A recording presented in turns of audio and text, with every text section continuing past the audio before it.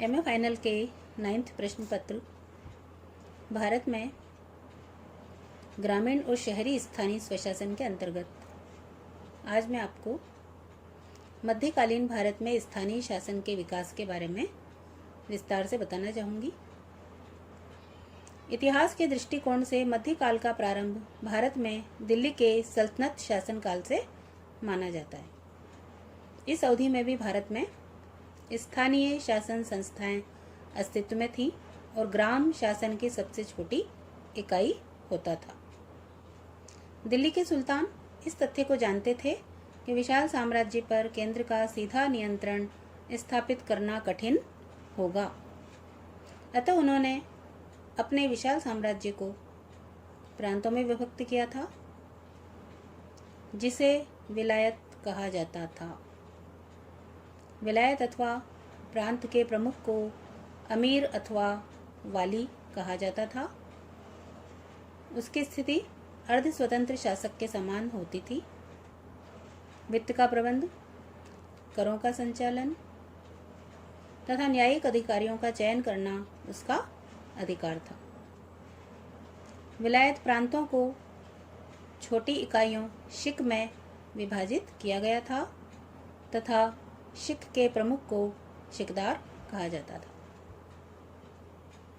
शिक के बाद परगना छोटी इकाई थी। परगना का मुखिया चौधरी तथा लेखाकार कानूनगो कहलाता था। परगना के बाद की इकाई मोगा या गांव थी, जिसके मुखिया को मुकद्दम तथा लेखाकार पटवारी कहा जाता था। मुगल काल में अकबर ने संपूर्ण प्रशासन को राजस्व व्यवस्था के लाभ के हेतु वैज्ञानिक आधार पर विभाजित किया था। अबुल फजल की प्रसिद्ध रचना आयन अकबरी से स्पष्ट होता है कि वहाँ पर दहसाला व्यवस्था की स्थापना के समय बादशाह ने साम्राज्य को प्रांतों में विभक्त कर दिया था। सूबेदार का कार्यक्षेत्र तथा उसके उत्तरदायित्व काफ़ी विस्तृत थे। वह लोगों के कल्याण के लिए उत्तरदायी था, अतः वह कृषि, सड़कों के निर्माण, बागवानी, सराय, चिकित्सालय आदि सार्वजनिक हित के कार्यों के प्रति जागरूक रहता था। सैनिक अभियानों का संचालन तथा नागरिकों के मध्य होने वाले विवादों का निपटारा उसका दायित्व होता था।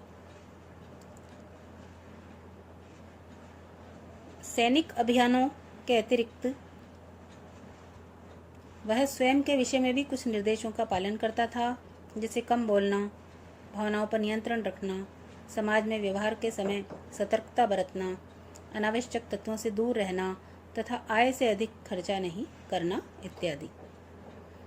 प्रत्येक सूबे की एक राजधानी होती थी तथा प्रमुख नगरों में कोतवाल होता था, जो पद एवं प्रतिष्ठा की दृष्टि से एक महत्वपूर्ण प्रशासनिक पद था। उसका कार्य शहर की सुरक्षा व्यवस्था, बाजार पर नियंत्रण, अपराधों को रोकना, शमशानों और कब्रिस्तानों के नियमों का संचालन करना था। अब हम बात करें कि सल्तनत काल और मुगल काल में किस तरह से स्थानीय शासन का संगठन था, तो इनको दोनों को अलग अलग तरीके से हम समझने की कोशिश करते हैं।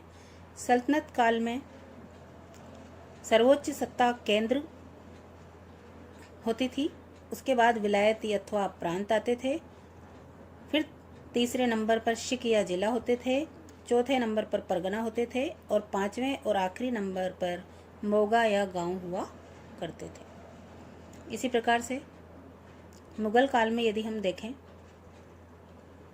तो लगभग सल्तनत काल के समान ही केंद्र सर्वोच्च शक्ति होता था। दूसरे स्थान पर विलायत का स्थान यहाँ पर सूबे ने ले लिया था, जिसको प्रांत कहा जाता था। सल्तनत काल की शिक या जिला जो संस्था थी, उसने अब सरकारों का रूप ले लिया था और उसको जिला भी कहा जाता था। सल्तनत काल का जो परगना था, उसने अब महालो यानी दूसरे शब्दों में परगना ही हम कह सकते हैं, महालों का स्थान ले लिया था। सल्तनत काल की जो गांव या मोगा नामक इकाई थी, उसका स्थान मुगल काल में भी बना रहा और उसको अभी भी मोगा या गांव ही कहते रहे। धन्यवाद।